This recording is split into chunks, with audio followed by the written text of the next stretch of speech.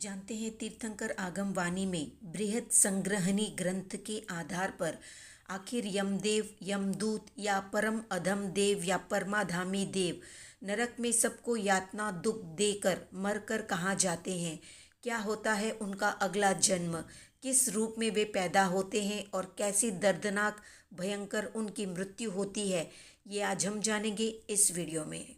तो परम अधम देव, यमदेव, यमदूत या परमाधामी देव मरकर अंडगोलिक मनुष्य के रूप में पैदा होते हैं और अंडगोलिक मनुष्य के रूप में पैदा होकर वे किस तरह पकड़े जाते हैं, इसका वर्णन शास्त्रों में बताया गया है।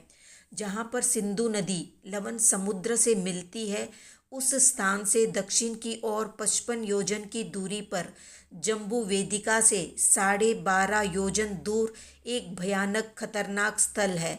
वहाँ पर 311 योजन समुद्र की गहराई में साथ ही 47 अंधकार गुफाएं भी आई हुई है, जिनके भीतर वज्र ऋषभ नाराज सहनन वाले महापराक्रमी मांस मदिरा और स्त्रियों के लोलुप्या आसक्त जलचर मनुष्य रहते हैं।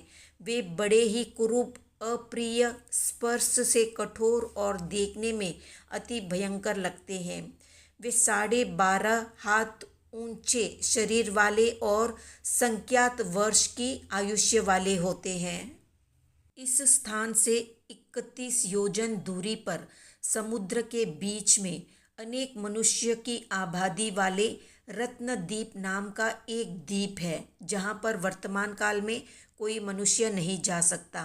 वहाँ के लोगों के पास वज्र यानी कठोर पत्थरों से बनी हुई बड़ी बड़ी चक्कियाँ होती है। वे लोग उन चक्कियों को मांस मदिरा से भरते हैं। इसके बाद वे सभी मद्य मांस से भरे हुए तुंबड़ों से जहाज भरकर समुद्र में जाते हैं और उन्हीं तुंबड़ों को समुद्र में डालकर जलचर मनुष्यों को लुभाते हैं।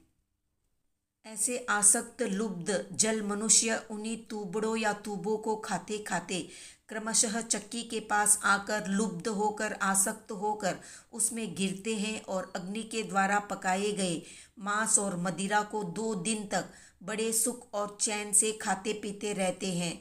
इतने में मौका देखकर रत्नद्वीप निवासी शस्त्रों के साथ सुभट यंत्र से चक्की को संपुट करके उसी चक्की को युक्ति से चलाना शुरू करते हैं और उन्हें चारों ओर से घेर लेते हैं।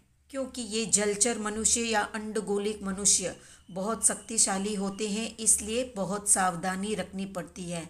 तो रत्नद्वीप निवासी बड़ी बड़ी चक्कियों को बड़ी कठिनाई से 1 साल तक चलाते रहने पर भी उन जलचर या अंडगोलिक मनुष्यों की हड्डियों को थोड़ा सा भी नहीं तोड़ पाते हैं।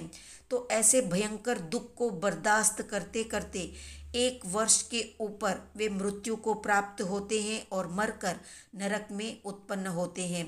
इसके बाद उन अंडगोलिक मनुष्यों के गुप्त भागों में आई हुई अंडगोलियों को लेकर रत्न पाने के इच्छुक ये रत्नद्वीप निवासी मनुष्य चमड़ी गाय की पूंछ के बाल से उन अंडगोलियों को गूंथकर अपने दोनों कानों पर लटकाकर समुद्र में प्रवेश करते हैं।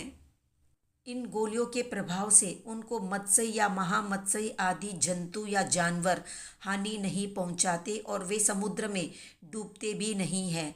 वे गोलियां जल में भी उद्योत मार्गदर्शन बन सकती है। इस प्रकार घोर कर्म बांधकर अंडगोलिक रूप में उत्पन्न होकर ऐसी भयंकर चक्कियों में पीसकर कठिन दुखों को उनको भोगना पड़ता है। इस प्रकार महान कर्म बांधकर वे संसार में भटकते फिरते रहते हैं। तो ये थी संक्षिप्त जानकारी परम अधम देव या यमदेव की मृत्यु और उनके अगले जन्म से संबंधित। तो आज का प्रश्न है, परम अधम देव कितने प्रकार के होते हैं? कमेंट में बताएं। वीडियो पसंद आया तो लाइक, शेयर, सब्सक्राइब करें।